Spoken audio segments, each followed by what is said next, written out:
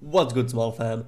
It's your boy Appa here, and today we're gonna do the second review of the patch notes. The first one was about November patch notes and the balance patch notes, and today we're gonna review the patch notes from December. And I only saw a few parts of the patch notes. I haven't seen all. I'm gonna try make it shorter than the first one. The first one was like 40 minutes long, and I apologize for that. This one, sorry for the shake. This one's gonna be shorter, so let's get right into it. All right. Patch notes 1.18. New tile Borlow. Sorry, empty dot Borlow Deer Workshop. I don't know how you spell that or pronounce that. I've seen the pictures and I've seen the actual gameplay in it. I haven't really played on the test servers. I like it. It has Christmas chimney, as you can see on the fabric. The fabric has some parts of lava where once you touch them, you die instantly. It has Christmas trees with Christmas lights, I think, or just Christmas lights on the normal trees. And all in all, from what I've seen, I really like the tile. New show directive power, give letter. Obviously, we have give wood, so this option give letter is something that was kind of obvious that would come somewhere in the future, and it came in this December patch. I like that. You give you get 2 letters from that power. New show directive power, open zone. I really like that. I really haven't thought about it, so once I saw this change, I was like, damn, this is something new. And yeah, idea is cool. So you have zones that are closed, you can reopen those zones, but I have one question that I don't know how that's gonna work. So let's say you're in the last zone, and that last zone is a death zone. Can you open some other zone while the death zone is being active, so that the new zone that you open with that, does that new zone becomes the new death zone? I don't know how that's gonna work, or if you can open zones during the forbidden zone. But I like the change, I really do. Now the change I mean personally, again, I don't like at all, is they adding new cosmetic items. Don't get me wrong, from these 60 plus new cosmetic items, I love more than half of them, right? That's not a thing. I just think they should be focusing, since it's December, right? And they said in the 2019, in the first quarter, I think they're gonna like fully release the game, as from what I've heard. If not, doesn't really matter. Me personally, I think they should have been focusing on something else than adding again 60 new cosmetic items. So this means they added 140 plus new cosmetic items in the past two patches. I think they should have went with a focus on some other things, like focusing on fundamentals and correcting some stuff and fixing some stuff, but they did it again, so I don't want to say much more about that. Obviously these are the sets that you can get. Spectator Interaction improvements team model. I haven't really read this, so let me quickly read this.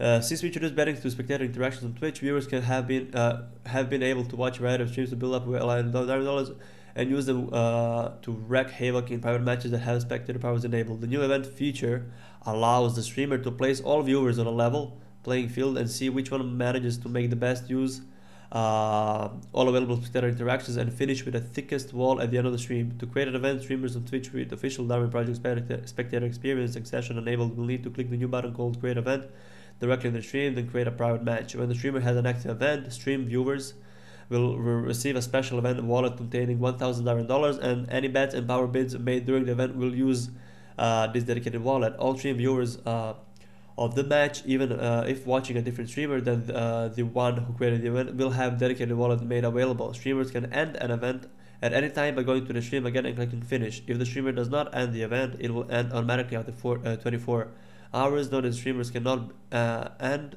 or begin an event while already in a match or in a lobby. At the end of the event, 3 leaderboards will appear with the top 10 spectators in each, current amount of Darwin dollars, total gain, largest gain, in one shot. The leaderboards can also be viewed at any time. Clicking the crown icon next to the event wallet, viewers will still earn Darwin dollars for their regular wallet on top of the dedicated wallet, which when watching a stream in which there is an active event. I like it. It's a new feature for again private matches. Yeah, I think it's cool. I mean, they're improving the spectator interaction, and that's something they did in the November patch as well, with all the powers and changes in that patch. So in this patch as well, they improved it more. Betting update. Obviously, the wallets and the leaderboards are gonna be resetted. Thankfully. And a step to first Ballon d'Or dollars, we set a maximum amount of the spectators can bet once 5,000 Darwin dollars in private matches and 1,000 Darwin dollars in public matches. We also updated the formula that determines the payout multiplayer, thank God. Voting update, electronic show director power has been added to the list of powers that can be voted on by the audience. When the show director chooses to let the audience vote, spectators will be able to click on the zone where they want an electronic resource to be activated. I like that as well. General improvements.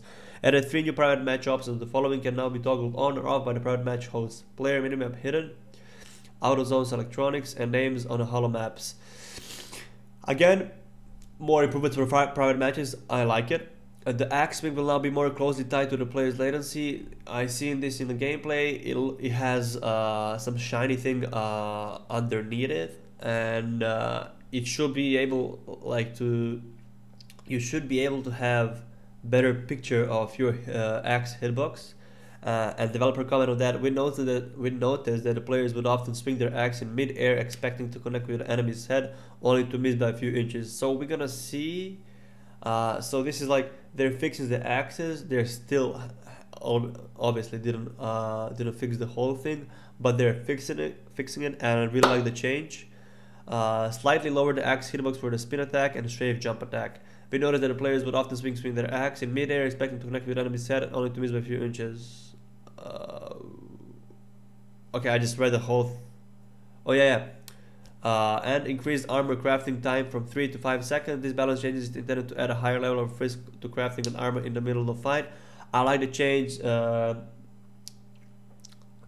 with having the thing that they still haven't fixed to cap materials. When few players in the scrims or tournaments had like 30 wood, 30 leather, they could just instantly make armor. And obviously they didn't do anything about the capacity or maximum capacity, but they increased the armor crafting duration from 3 to 5 seconds. Though, does that get lowered if you have Scavenge X upgraded? Like, if you have it max, does that make you craft an armor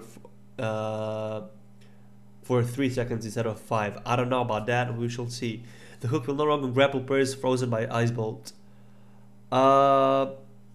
This improvement will make the Ice Bolt behavior consistent with other tools in the game, which will also prevent situations where a frozen player could be hooked over hazardous ground with no opportunity to react. So the Ice Bolt hook combo, I guess, is not longer in the game.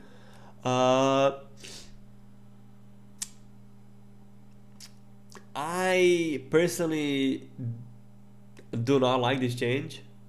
Do not, because Ice Bolt is a high risk and okay reward. It's not high risk high reward, it's high risk okay reward, because if you hit a guy, you lowered his cold meter, and you gave you more time to think, to craft whatever you want, and then you could have from that went into the hook combo. Now have in mind, Ice Ball doesn't deal any damage to HP, it only deals damage to the cold meter, so I don't know why you are nerfing something that is in a bigger picture harder to hit than other things or like other tools. So I don't know why they really did this. I personally think that it wasn't really necessary for this change, or this wasn't really necessary to change to happen, but they did it. Okay, optimization: slightly optimized fog effects, slightly optimized smoke effects, slightly optimized cloud effects. Good. Visuals: add a Christmas light tree to the all tiles for limited time only. That's what I mentioned when I talked about a new tile. It looks like this, and I really like it. Obviously, it's gonna be same as Halloween with a. It's only gonna be for limited time only, as you can see. Update live detection behavior so that it can follow in a specific direction. I really like this. More improvements to the graphics itself. Animation, replace the death animation by 4 all new animations. Face plant.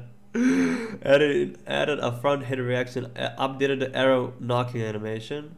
I've seen that and I like that. So when you shoot an arrow to the ground, when it's on the ground, you'll have like a little icon of the arrow above it, not just the white thing. You'll have like a blue thing, I think. I can't really remember, but not too shabby. I reworked the menu flow up on the feed. When defeated players automatically turn into spectator drones, not to be confused with support drones in the case where your ally is still alive in duo mode. Pressing escape with the mouse on a keyboard menu with the controller will bring up the match stats and allow players to go back to the menu or play again. Remove the play again button while in party to prevent, oh yeah, the bug. Okay. When viewing the stats at the end of the match, players will automatically be queued for the matchmaking the same game after 40 seconds. Okay.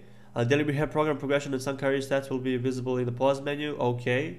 Reworked the pause menu. Okay. Players will be able to give the show director prestige during a match through the pause menu. Okay. In general, I like those. Spell and updated navigation on Xbox. Add an option for players to set a distance between the edge of their TV or monitor and the game UI in the video. Options. Added an option for players to set a distance between their edge of the. Oh, okay. The cursor will now always appear at the center of the screen when the show director opens the power bar.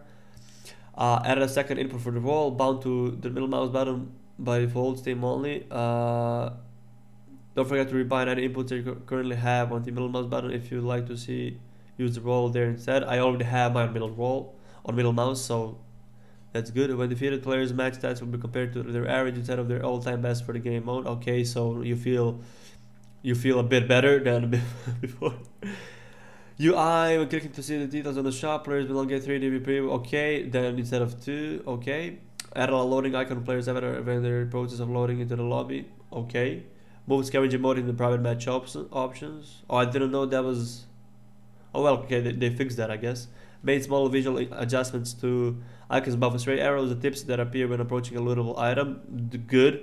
In-game news, good. Connect to Twitch and Mixer location, they changed that. I don't see the reason why. To connect the Twitch or Mixer menu, daily rehab program, all information, do mode, latest new pop-ups with the victory screen, names above player heads, dressing room.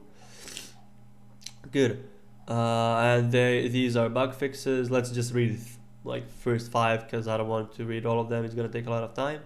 Fixed an issue related to the new character skeleton introduced in patch with some axe swing animation slightly out of sync with damage. Fixed an issue with the roll attack with sometimes not playing the axe swing animation. Fixed an issue where the tripwire was not destroyed like other traps. Be placed underneath the player frozen by an ice bolt. Fixed an issue where players would sometimes not have their movement speed reduced when walking backwards or aiming. Okay, that actually happened to me. Fixed an issue where players would sometimes not have their movement speed increased when sprinting. Okay, and then they changed a lot of other things as well. All in all, I like the changes they did. They did. I really haven't seen when is. Maybe it's even live today. I was busy, so I didn't know. Or it's gonna be live in a few days with these patch notes. So yeah, guys, that's it for today. I made it a lot shorter than the first one. So if you want to check the first one, go to my YouTube channel, or I'll just put in the link in the description of the first one.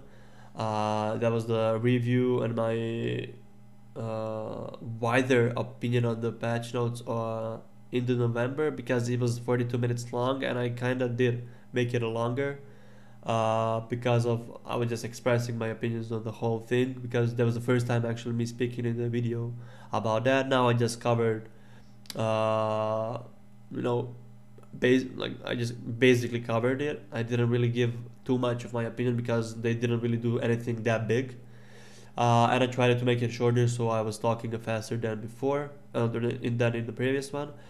And that's it, guys, for today. Next video is going to be me updating you guys for my 1 year transformation. We're hitting 1 month of it in 3 days. and I'm gonna make a video about that, how my thoughts on it and how is it going, and that's about it. Thank you guys for watching. I love you, small fam, and we shall catch each other in a few days. All right.